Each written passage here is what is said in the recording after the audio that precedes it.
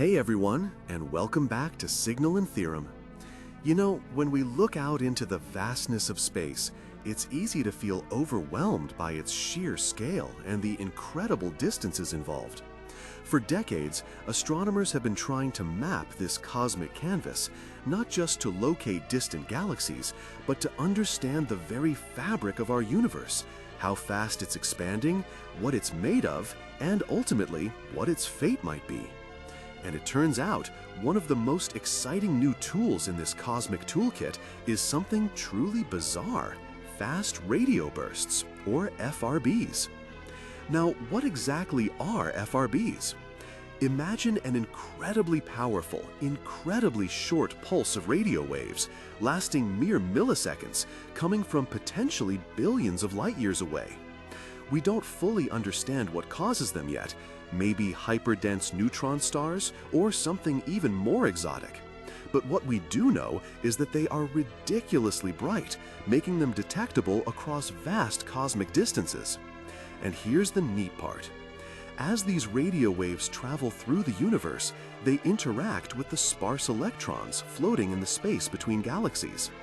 This interaction causes the radio pulse to disperse, meaning higher frequencies arrive slightly before lower frequencies, just like light splits into colors as it passes through a prism.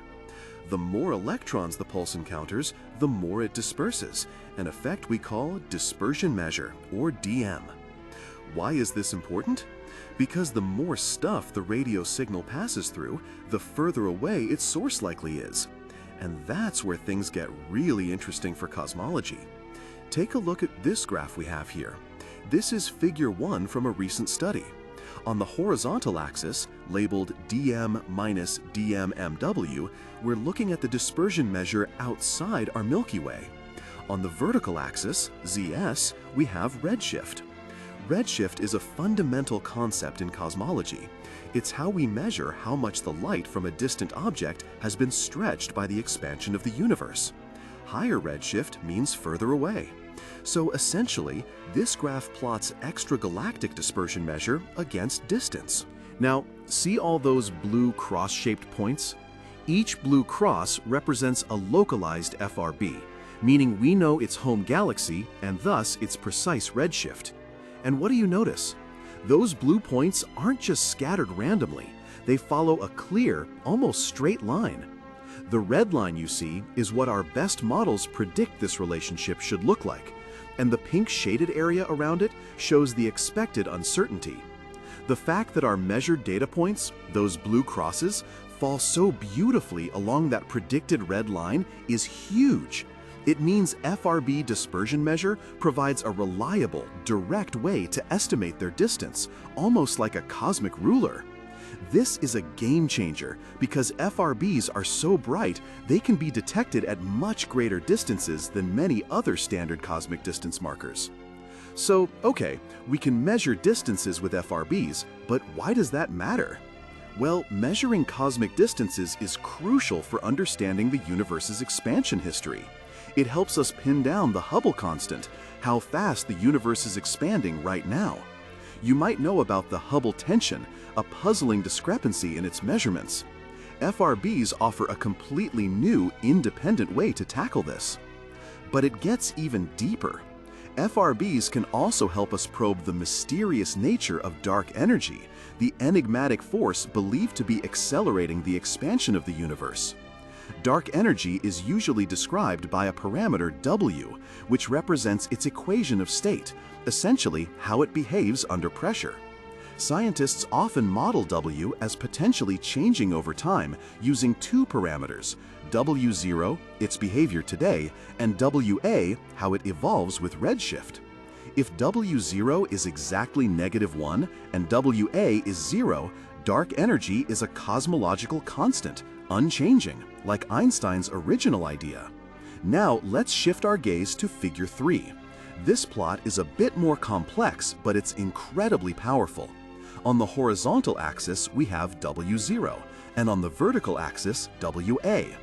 The different colors, from red to blue, represents what's called the reduced chi-squared value. Think of chi-squared as a measure of how well our theoretical model fits the data. The smaller the value, the better the fit. So on this map, deep red indicates where our data best agrees with a particular combination of W0 and WA. And what do we see? Look at that intense red blob right near the center of the plot. It tells us the best fit for dark energy based on these FRB observations is when W0 is close to -1 and WA is close to 0. This strongly supports the idea that dark energy is a cosmological constant, just as predicted by the standard Lambda-CDM model. It means that the universe's accelerating expansion is consistent with a constant, unchanging energy density pervading all of space. This result, derived from a completely new class of cosmic beacons, adds significant weight to our current understanding of our current mysterious component. The caption for this figure also mentions something critical, that these results support the statistical consistency of a redshift-independent H0. What this means is that these FRB observations, when interpreted through the lens of standard cosmological models, suggest that the Hubble constant doesn't seem to vary with redshift in a way that would resolve the Hubble tension through changes in dark energy behavior. It's a subtle but important finding that helps narrow down solutions to that cosmological puzzle. So what's the big takeaway from all this? Fast radio bursts, once just enigmatic flashes, are rapidly becoming invaluable probes for understanding the universe's expansion and the nature of dark energy.